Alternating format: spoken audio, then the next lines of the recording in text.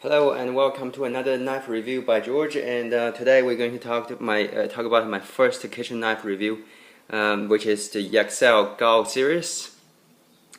Right in front of you, this is the Gou series by a Japanese kitchen knife company called Yaxell. If you probably have never heard of it, because I found that these knives are not found in many popular knife stores here in New Zealand, and pretty much I found it out by accident. But when I had a look at it, I found out it was amazing quality and excellent craftsmanship. On this side, there's like a carving. I think they used the chisel and carve the Japanese characters. And what it means, using my Chinese knowledge of Japanese characters, these are actually Chinese characters, really, because it's called. I think the Japanese share some of the Chinese characters, but here this character means pride, really, in Chinese, and here it says 101 layers of steel, because this is a Damascus steel.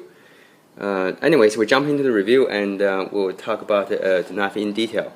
So first, if you haven't seen my knife reviews, this first page here, I've actually put all the ratings as well as specifications.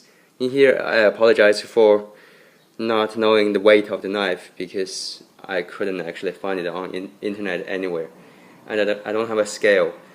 But don't worry about the details here. I will upload this entire review summary into the video description of this video, and we'll talk about the knife right now. So the positives of this knife, for one, I would like to say this is a very well crafted knife. It has just impeccable quality. You can't actually find anything wrong with it at all. This very nice layered Damascus on the side. If you don't know what Damascus is that normal knives, for example this one, this is a Chinese-made knife, but it's based on a German sort of style. But the steel usually on knives are just one solid piece of stainless steel or carbon steel. The composition is just pretty uniform everywhere on the knife. Whereas Damascus knives are, what they are is like in the center of the knife. If you can see, the shiny bit here is the center of the knife, but it's sandwiched by a lot of layers of other steel on the sides. So what this actually provides you with a different quality from normal knife steel, because in the center they can make it out of a hard steel, and it's really good at cutting things and edge holding. Whereas on the side, they will actually put much more stainless steel to actually keep the steel unexposed to, say, chemical environment. So it actually exhibits both quality of the high carbon steel edge holding ability, as well as the low carbon steel's stainless stain resistance abilities. So this knife actually has 101 layers. That just means on the side they actually put 50 layers on each side, and in the center it's just one layer of sg2 steel, which is at this moment a very high quality, high carbon stainless steel provided from Japan. So here I mentioned high quality craftsmanship. Secondly, it's got just great combination of Japanese craftsmanship as well as modern technology, like the Micarta handle. This is actually made of Micarta. It's not wood. It has the wood pattern because they artificially created this pattern, but this is a composite material which is having a lot of linings of like woven material, and sheets of it stacked together, and then they put it in a high pressure environment where they injection molded resins upon it to create a composite material. What this means is that it's very strong and very rigid, and it's chemically very stable. So wood would often in time will actually potentially swell and basically deteriorate over time, whereas micarta is in fact a lifetime long material. So that's actually modern material, as well as, like I said, the traditional Japanese craftsmanship, which is layering steel, which is they've done these sort of things for the last maybe 1,000 years or something. Just like the Japanese like katana or AKA samurai swords, they are layered for the best quality in terms of swords. And the next thing I'd like to say is the good ergonomics with a well-rounded handle. So this is really it's a small knife. By the way, if I didn't mention it, it's actually on the smaller, like I said, small santoku. They have a bigger sized one, which is for normal kitchen use. But whereas like at the time I was exploring this brand, I wasn't sure what I was going to get and stuff. So I actually bought this smaller version. And I thought, well, I would just collect this. But in time, I actually found, oh, actually, I want to actually get a big one. Even in the end, I did. But this is the smaller version, which the knife seller actually told me this is actually designed for more of girls using. So I regret buying the smaller version. I should have bought the full size. But this is really welded everywhere on the handle, and it's very nice in the hand. It's got no sharp corners at all. I think it will probably fit better for a smaller hand, but I'm a medium-sized guy. I've got medium-sized hand, so it still feels alright.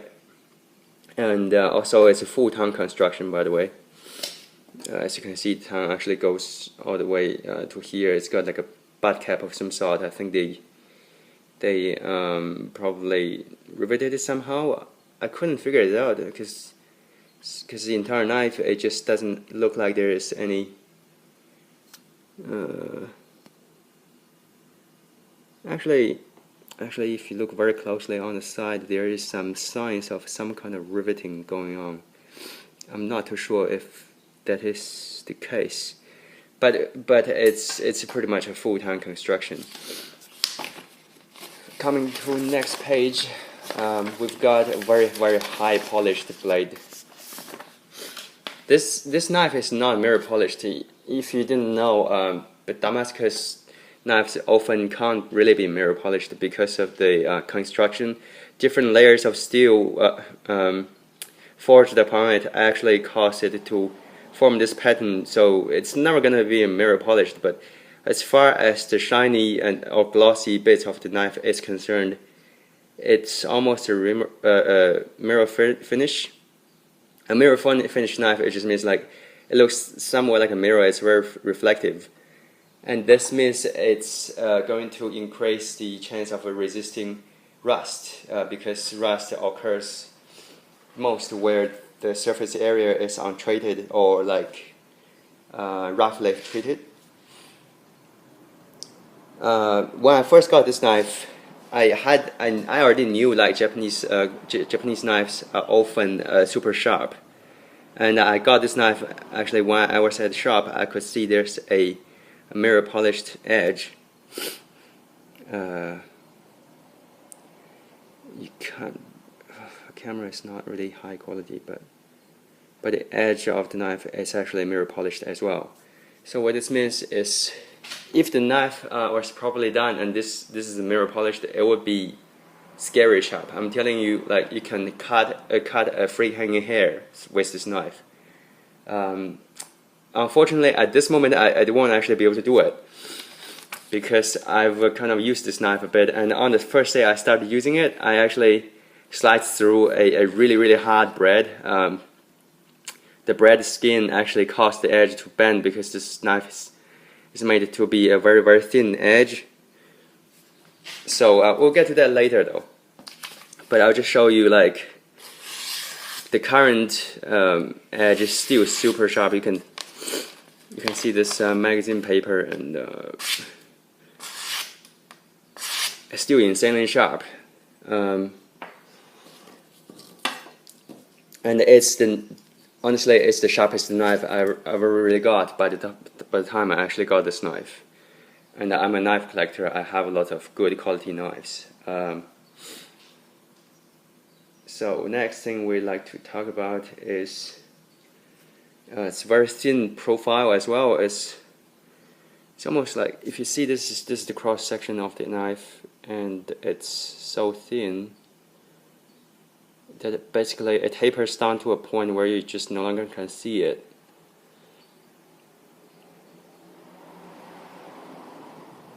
Okay. Okay, so the handle is actually riveted together, but it's made to be watertight. Any gap in between the tang and the Micarta is filled up with resin, so it's actually watertight. I would hardly imagine any water can get into it. So that's good to actually prevent it from potentially rusting. And durable Micarta handle, I've already mentioned it, how that is durable. And next thing is, it's a very good starting point if you like to get into the Japanese kitchen cutlery. Like Japanese, I'm not actually being too, I hope I'm not being stereotyped, but their knowledge and experience in knife making is probably the number one in the world. Their ability to make a very good sword is just as reputable as their ability to make a good car, really. And their kitchen knives are basically just a legacy of those high quality Japanese sword making. And this is why I really want to get a Japanese kitchen knife. And the reason I got this is, the other thing is, I got it for sale. Because I think I think at a very ridiculous price, but in the end I almost paid only just 2/3 or like almost even half the retail price, because they were on sale, and I kind of know the owner of the knife shop. Honestly, when I got the sale and the price I paid was way better than some of the price I had to pay. Say, for example, for a Sean, which is also a Japanese-American co-owned company, but I think it's capitalizing the knife way more, probably because it's co-owned by both Japanese and American, and it's a bigger business. Whereas this knife is sort of a less known company, but I think for the quality, they are not any worse than the really expensive ones that Sean has to offer, and the steel they offer on this knife is superb. They do offer a less expensive range and one other series of higher price range, which is called the Super Gou, and the less expensive range is made of vg10 core steel. So the center of the knife is made of vg10, which is a very popular steel used by Japanese kitchen knives at the moment. But sg2 steel is by chemical composition, and supposedly it's actually going to be better. Anyways, I'm sidetracked quite a bit, and we're talking about the negative point of this knife. Excuse me, I've got a cold. So there is a couple of things. For number one, I really can't really say this is particularly bad about this kitchen knife, because I found most of the kitchen knives offered in the market today are using riveting construction, so that there's no screws. They just riveted these things permanently. So as an owner, you can never take this apart to clean it. Hopefully, it never has to be cleaned, really. But you can see, like, riveting is really used everywhere in the kitchen knife range, amongst all brands. The other thing is, it's like I previously mentioned, this knife has a smaller handle as well, so a smaller everything. So I would like to get maybe the full-size one, because I'm a guy, and this one is a bit small. And the blade is also, it's very thin, so you cannot use this knife to cut anything too hard. Honestly, I find I really use this knife for like things like maybe as hard as a carrot and nothing further. I wouldn't use it to cut frozen meat or something.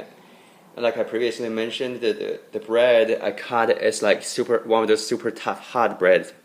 And I thought, wow, this is such a sharp knife, I'm going to be able to cut through a bread really easy. And it really did, but I found the edge, because it's so thin, it's actually rolled and chipped ever so slightly little, and I had to use a really fine grit whetstone to bring it back. So don't ever use this knife for anything too crazy, honestly. Like, get a cheap, in my kitchen we've got like this relatively expensive knife and relatively cheaper knives, which we do things like that a little bit potentially hazardous, like cutting through frozen stuff or too hard. And this is for, say, things more delicate. And anyways, and the other thing is this knife blade is just too narrow.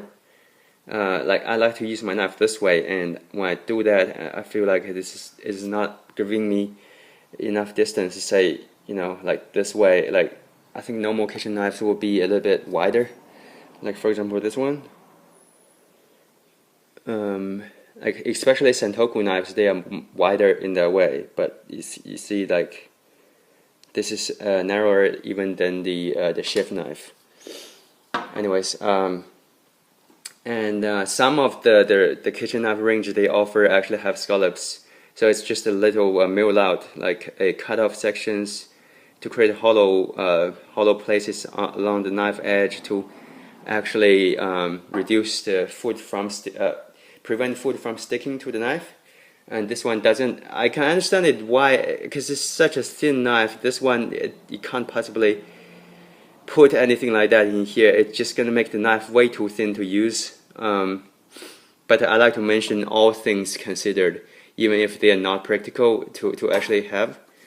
Positive things based on my speculation there, I didn't mention. There's nothing here. Okay, so now engraving on the knife, it's actually very cool if you're into cutlery and the Japanese culture. Unfortunately, this is just based on my opinion, like I said, but this is they probably use a chisel to chisel all these things on, and you can touch it. It's like got a very pronounced texture, but I think that potentially will make the knife a little bit vulnerable to rusting, because any texture put on the knife will potentially cause surfaces to get rusty if you don't take care of it properly. I haven't really had any issue. Like I said, the knife is sandwiched by much more stain-resistant steel on the sides. So on either surfaces, it's actually more stainless steel, more stainless than really the center of the knife. And they are pretty high quality, highly stain-resistant steel. So they actually haven't had an issue. Next thing is the blade is not enforced on the where the blade meets the handle. As you can see, this metal bit here is actually called the bolster, and it's there for, say, I think it does add some reinforcements on the steel. So for example here, like this German style, the Chinese made kitchen knife, this bolster is on the very joint where the blade meets the handle. I think this kind of adds a little bit more strength to the blade, to the knife, the kitchen knife, because there's more material where the joint is, and often when you apply stress, the knife will fail at where the fail is probably a big word, but like it's gonna stress on the very point where less material is, and because this is so narrow here, it would be more stressed out. And having this tang, which is made of metal, having this bolster made of metal, is actually, I think it's going to help in terms of reinforcing the blade, whereas a lot of kitchen knives made in Japan don't actually have that metal exactly where the joint is. So I do fear somewhat that this is not going to be as strong as, say, a knife of this sort of construction, even in the same size. So that's just the other thing that I'd like to mention. But like I said, this is not the kind of the hard use knife that you want to maybe chop through a freaking like a chicken bone with. So it may not be an issue. So that's why this is listed under my negatives under my speculation. And that will conclude our knife review for today. And I hope you enjoyed the video. I will soon upload the description of the entire review in the video description. And I hope to see you next time. Thank you for watching. Bye.